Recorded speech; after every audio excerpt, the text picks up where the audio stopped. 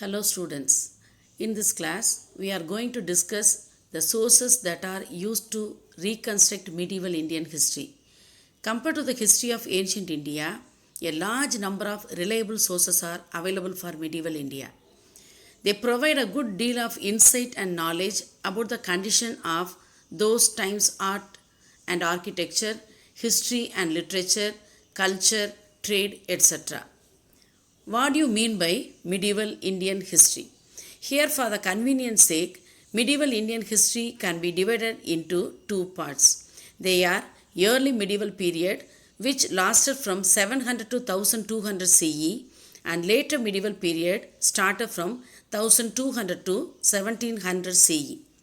Let us examine the sources which gives a very good insight and knowledge about this period. Sources are the supporting materials, documents, or records in the form of evidence that help to reconstruct the past. Here it's of two types. Primary sources consist of inscriptions, monuments, and coins, and the information. Secondary sources are literary works, chronicles, travelogues, biographies, and autobiographies. Inscriptions. The king's royal decrees, dedications, donations, and monuments contain rich information about the concerned era. Inscriptions are writings engraved on solid surfaces such as rocks, stones, temple walls, and metals. Various types of lands gifted by the Chola kings are known from the inscriptions and copper plates. They are Velanvagai, land of non-Brahmin proprietors; Brahmadeya, land gifted to Brahmins; Shalaboga, land for the maintenance of a school; Devadana, land gifted to temples; Pallichandam, land donated to Jaina institutions. Copper plates. Copper plate grants, which were treated as legal documents, have significant source value. Several copperplate grants issued during the later Chola period record gifts to individuals, priests, or teachers who were Hindus, Buddhists, or Jaina, or to a person of eminence. Both the giver and the receiver are very elaborately described. By contrast, in inscriptions, major focus is upon the giver. Tiruvalangadu plates of Rajendra Chola I, unbuilt plates of Sundara Chola I are notable example for copper plates. Uttaramerur inscription in Kanjipuram district provides details of the way in which the village administration was conducted. Monuments. Temples, palaces, mosques, tombs, forts, minars and minarets are called by the collective name monuments. The Sultans of Delhi introduced a type of architecture. The monuments they built had arches, domes, and minarets as the main features. In North India, Khajuraho temple in Madhya Pradesh, temples in Konark in Odisha, Dilwara temple in Mount Abu, Rajasthan are valuable sources to understand the religion-centered cultural evolution in North India. Gangaikonda Cholapuram, Dharasuram, Pragadishwara temple in Tamil Nadu symbolize the magnificent structures of later Cholas built in Tamil Nadu. Vittala and Virupaksha temple at Hampi similarly speak the contribution of Vijayanagara rulers.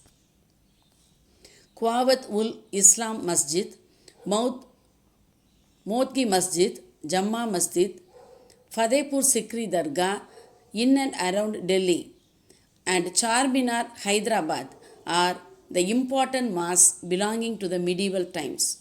The forts of historical importance are Agra Fort, Chittur Fort, Gwalior Fort, and Delhi Red Fort, as well as the forts of Daulatabad and Firozshah Kotla. Palaces in Jaipur, Jaisalmer, and Jodhpur signify the greatness of the Rajput dynasty. Coins. The picture and the legend on the coins convey the names of kings with the titles and portraits, events, places, dates, dynasties, and logos. The composition of metals in the coins gives us information on the economic condition of the empire. Mention of kings' achievements like military conquest, territorial expansion, trade links, and religious faith can also be found in the coins. Muhammad Ghori had stamped the figure of goddess Lakshmi on his gold coins and had his name inscribed on it. This coin tells us that this early Turkish invader was in all likelihood liberal in religious outlook.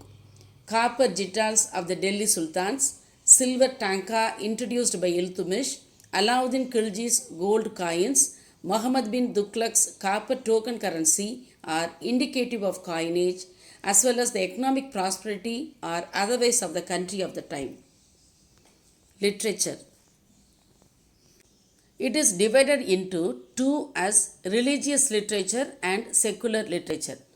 Religious literature contains religious beliefs, traditions, and practices. Devotional movement in India resulted in the development of devotional literature like Kamba Ramayanam, Periya Puranam, Nalayiram Divya Prabandham, Devaram, Thiruvasagam, Gita Govindam. And secular literatures are, it does not have religious base, that is not pertaining to religion. It is a common one. Examples: Madhura Vijayam, Amugdha Malyada, Prithviraj Raso, Raja Tarangini are some examples for this. Books.